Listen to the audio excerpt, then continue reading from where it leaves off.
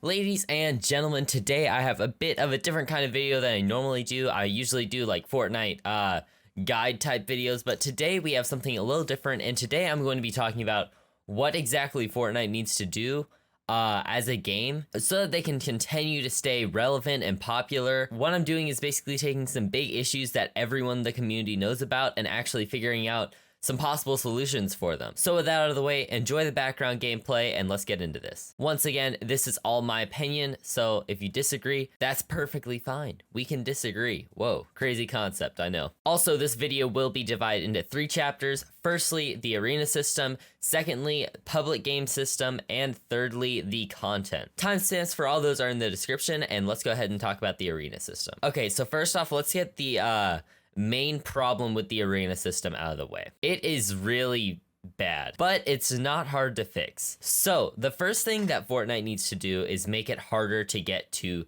Champion League, or whatever league they consider to be the level that you need to be at to play in money tournaments, because right now it's way too easy. With the amount of points that they give for elims and placement, I mean, you just have to camp a little bit and you can easily make it into Champion League in like 2 weeks probably. So first thing that they need to do is just make it harder to get to Champion League, because right now it's just way too easy for anyone to get into these big cash prize tournaments. And even though Fortnite's gotten a lot better at doing tournaments in heats, it's still weird to have players that don't really have like any chance at all at making it into a next round play in the first round. I'm not talking so much about for the cosmetic tournaments where they give away a skin. I'm talking more about like FNCS and stuff. It's just way too easy for anyone to play in qualifiers for that. Secondly, I think that it is important that Fortnite implements more ranks. Let's just look at a few games. First off, we'll start with Valorant. Valorant has 8 ranks, going Iron, Bronze, Silver, Gold, Platinum, Diamond, Immortal, and Radiant. Apex Legends has 7 ranks. Rocket League has a ton. They have 1, 2, 3, 4, 5, 6, 7, 8 different ranks with sub-ranks inside of those.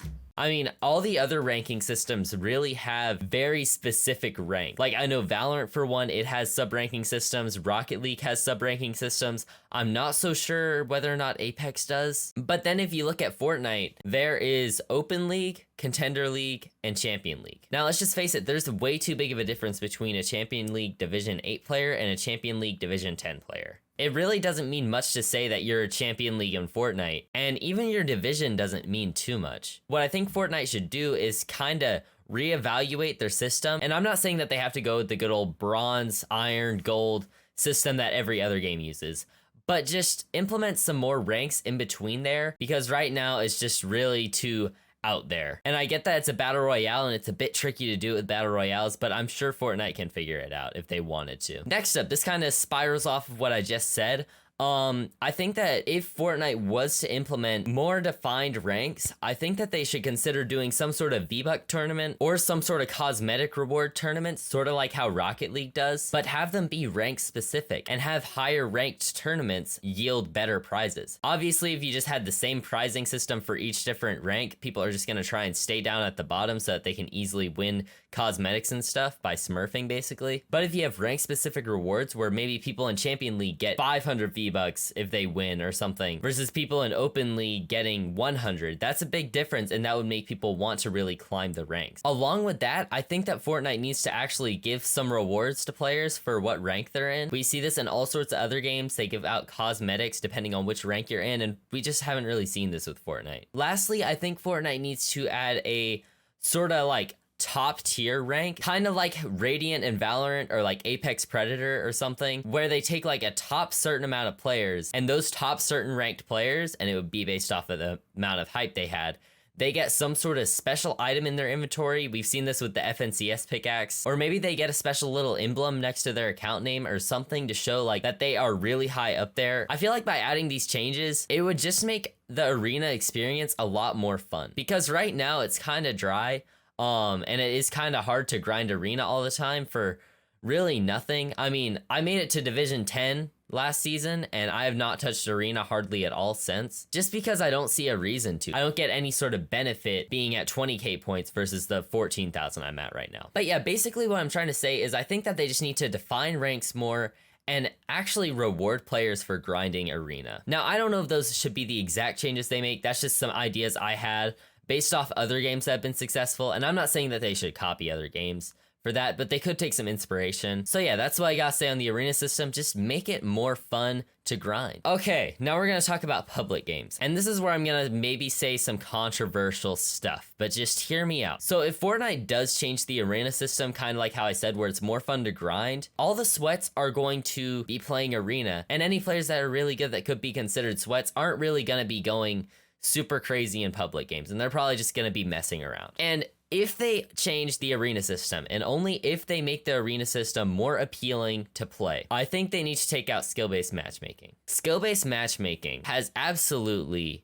ruined the point of Battle Royale. I don't know why every game is implementing it, and I could be biased because I am considered a really good player, so a lot of people could just say that I want to pub stomp and stuff like that, but honestly, it doesn't feel the same. Back in the day, when I started playing Fortnite, it took me over 100 games to get my first kill. Did that make me not want to play the game? No, it did not.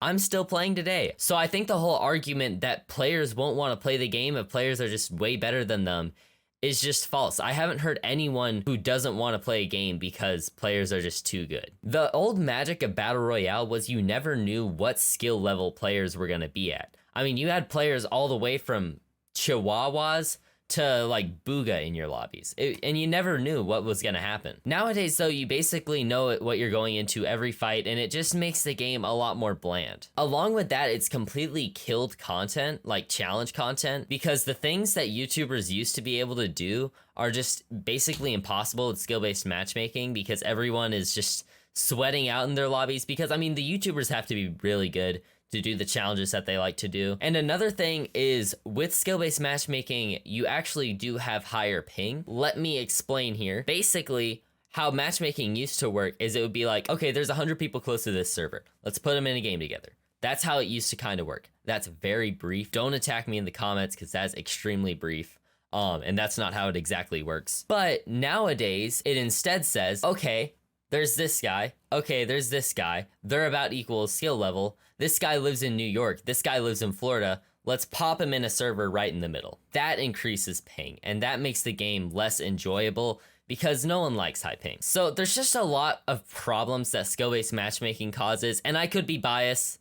I don't think I am. I've talked to this with my other friends. Some that aren't that good, some that are decent, some that are about my level. And we all agree that skill-based matchmaking has just done more harm than good for games. It works in some games like Rocket League and Valorant, but in a Battle Royale, the whole magic of it is you don't know who you're going against, and it's a last man standing thing. Now, if they do take out skill-based matchmaking, I think that they need to add something that I remember I saw in Warzone, and it is basically a way to queue up in a only bot lobby. This would give the players that have no idea what they're doing a place to practice against actual AIs that are made for bad players to play against, so that they can kind of just get a feel for the game until they get dropped in a random lobby of 100 players. I feel like by doing that, it would just be a whole lot better. So instead of forcing skill-based matchmaking and crossplay and all this stuff, just make the game queue up how it used to, but then give an option for the 100% bot lobbies for the brand new players that don't know what they're doing. Now, here is something that some people might agree with, I'm not sure,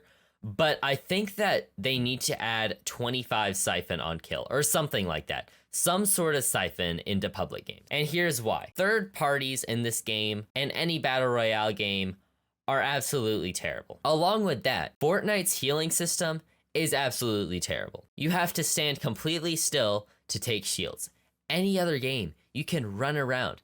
You can just do whatever you want while you're trying to heal. But in Fortnite, you have to stay completely still. This makes third parties 100 times harder because you have to just stay there and heal after a fight. And you can't like run around to buy yourself a little bit more time before your enemy gets to you. Because let's say you're at 20 health and you have a med kit, 2 minis, and a big pot to take. That's 19 seconds of straight up healing. That gives your opponent plenty of time to find you, and then they're going to be pressuring you. And it just makes it a lot harder. But by giving 25 siphon, you'd have a little more health, so maybe you only need to take the minis and the big pot rather than the med kit. It's just little things like that. I feel like it would make the game a lot better. Even I would be happy for 15 siphon. Just some sort of credit for getting kills.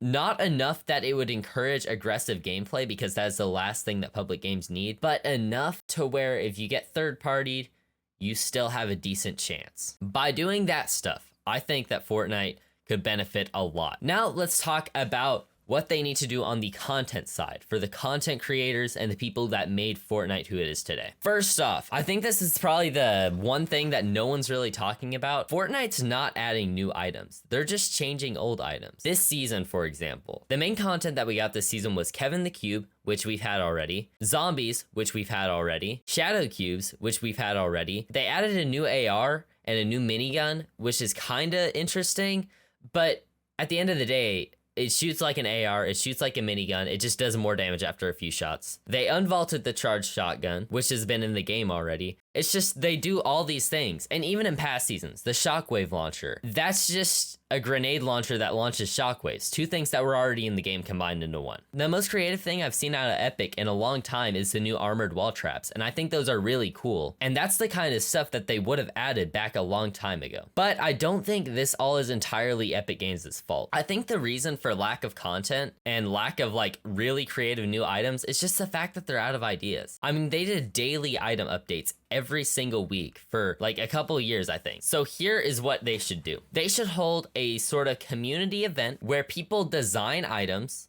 like brand new, completely original items, sort of like the Boogie Down tournament long time ago where you would submit an emote and they put it in the game. But what they should do is they should have players design items, and then they choose their favorite items, and then they give players a reward. And there doesn't even have to be like a limit. People could just submit stuff, and then if their thing got approved and put in the game, maybe they get like 2,000 V-Bucks or something. The amount of people submitting things for this would be absolutely unreal because it's a win-win. You get something that you want in the game, and you get V-Bucks. I mean, I don't know what else to tell you. I can guarantee you if Epic did something like this, they would get some really interesting ideas. I mean, I go on Reddit sometimes, Fortnite Battle Royale Reddit, and there's great ideas in there and just like stuff that I don't think Epic Games would ever think about. So I think if they held some sort of an event like this, it would really benefit the game and it would really give it some brand new, fresh content because we're just kind of lacking that lately. And lastly, they did a pretty good job adding new locations this season, but what they need to do is they just need to add some new named POIs. I cannot remember the last time they added a named POI. Like, they've changed them some. There was like Holly Hedges changed for a little bit. They changed Paradise Palms a little bit, but it's still basically the same location. What they need to do is they need to nuke Steamy Stacks. They need to nuke Dirty Docks. They need to nuke all of these locations that everyone just finds boring and no one lands at and make them something interesting. And there's the debate that the reason no one lands Steamy Stacks and Dirty Docks and places like that just aren't interesting is because they're on the edge of the map, but we've seen plenty of edge of map locations do well. For example, people still beg for the grotto to come back to this day. Along with that, the Fortillo was so cool in Season 3, with it just being a ton of different islands that you would fight on.